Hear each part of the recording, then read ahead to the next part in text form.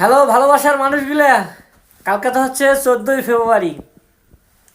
14ই ফেব্রুয়ারি কি জানো? ভালোবাসা দিবস নাকি জানি না। হ্যাঁ, ভালোবাসা দিবস। মানে প্রেমিক প্রেমিকার জন্য কালকের দিনটা হলো বিশেষ দিন। তা আমার তো বর্তমান প্রেমিক প্রেমিকা নাই, আমরা বর্তমান বিবাহিত। ঠিক আছে, এখন সবাই সবার গার্লফ্রেন্ডক নিয়ে কালকে ঘুরবে, ভালোবাসার মানুষক নিয়ে ঘুরবে। এখন আমরা কি করবো কন?